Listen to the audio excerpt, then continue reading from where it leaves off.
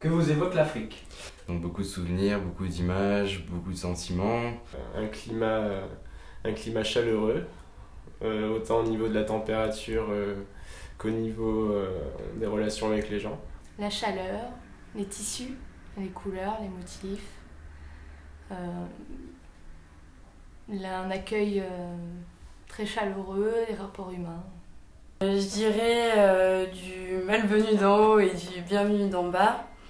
Du malvenu d'en haut parce que il y a des gens qui vivent sur le dos de l'Afrique, en particulier nous les Français, enfin qui ont vécu sur le dos de l'Afrique et qui du coup ont quand même œuvré pour le non-développement de l'Afrique, on va dire, et donc du coup voilà, la pauvreté, tout ce qu'il y a de plus scandaleux au monde, voir des gens crever la dalle alors que nous on mange, on mange à notre faim tous les jours, et du bienvenu d'en bas parce que je pense que les Africains ont une certaine joie de vivre quand même qui est quand même extraordinaire par rapport à leurs conditions de vie. Je pense qu'il y a un peu plus de simplicité dans les rapports humains qu'ici. Et voilà, donc deux aspects assez contrastés et paradoxaux. L'opposé de chez nous, dans le bien et dans le mal, mais ça m'évoque... j'ai l'impression que c'est un pays, un territoire complètement opposé, c'est pour ça qu'il m'intéresse. Après, c'est peut-être juste dans l'imaginaire, dans ce qu'on me fait passer, mais dans la culture, dans les choses comme ça, dans la communication, tout le fonctionnement, etc. Donc ça va être à vérifier. Mais sinon, de manière plus simple, de la chaleur et puis des couleurs. Que pensez-vous de ce qui se passe au Sénégal?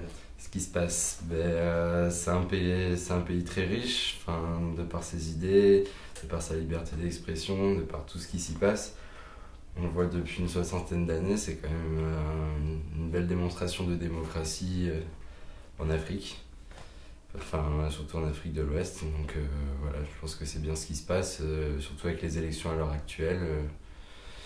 S'il n'y a pas forcément des belles idées exposées et représentées par les candidats, les différents candidats, mais tout se passe très bien alors qu'il y avait beaucoup de tensions. Et au final, on va voir avec le deuxième tour des élections, mais pour l'instant tout se passe bien.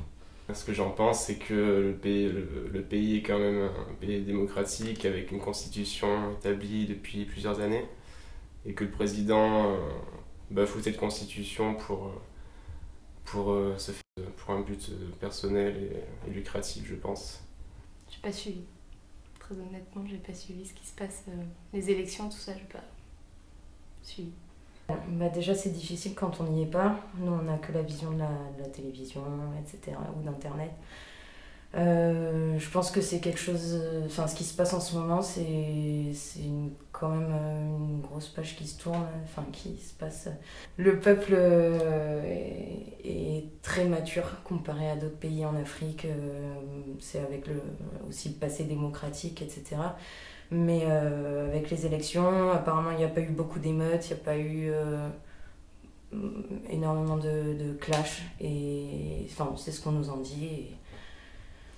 Et je trouve ça bien. J'espère que ça va continuer. Que pensez-vous de la culture sénégalaise? Très riche et à la fois très vieille et à la fois très, très, très nouvelle avec avec le néocolonialisme, avec l'influence française qui est très marquée, très forte encore. Et ça pervertit un peu du coup leur désir d'évolution, leur développement, parce qu'ils veulent se calquer sur nous alors que c'est pas forcément ce qu'ils devraient faire.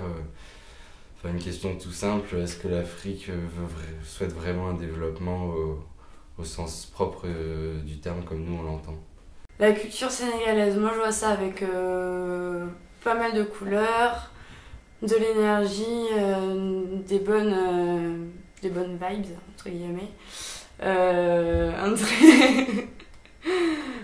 truc en chanson, en danse, un truc qui amène le sourire et qui fait bouger, quoi. C'est un peu comme tout le monde, je connais pas un pays en particulier. Nous, on a la culture de l'Afrique, sauf que ça veut rien dire parce que chaque pays a sa culture. Mais la culture sénégalaise en elle-même, moi j'y vois vraiment moi, ce qui m'intéresse beaucoup, c'est tout ce qui est des tissus, les motifs, les couleurs qu'il y a dedans, et tous les habits, etc. Et moi, c'est vraiment ça qui me vient à l'esprit quand on parle de la culture. La culture sénégalaise, je la connais pas particulièrement, plutôt la culture africaine, surtout de par la musique que j'adore. Pour moi, de ce que j'en ai entendu, c'est... Mais en fait, j'en ai pas entendu grand-chose et j'y suis jamais allée, donc je sais pas trop quoi dire sur la culture.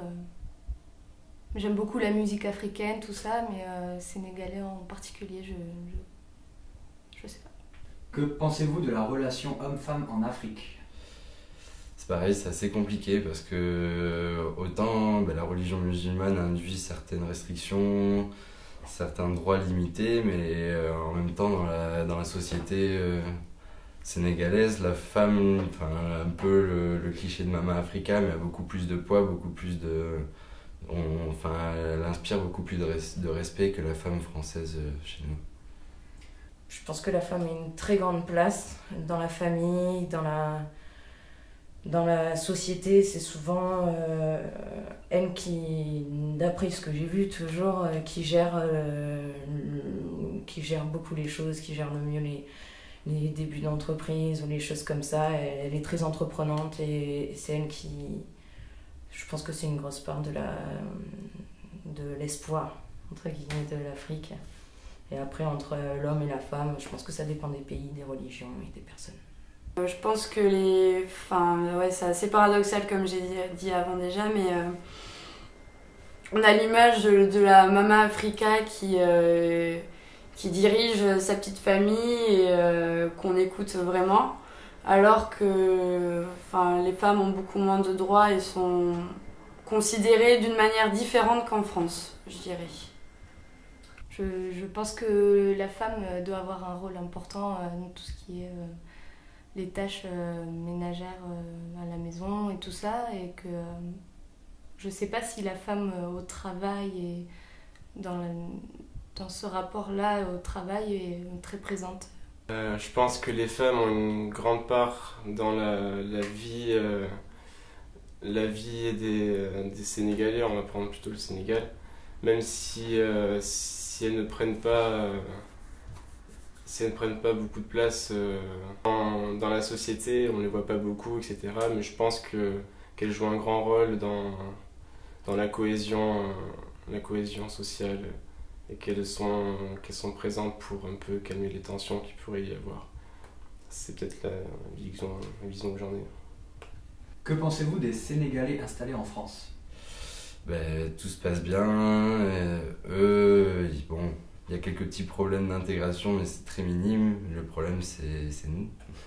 C'est notre société, nos principes, nos valeurs qui empêchent une réelle cohabitation et évolution main dans la main.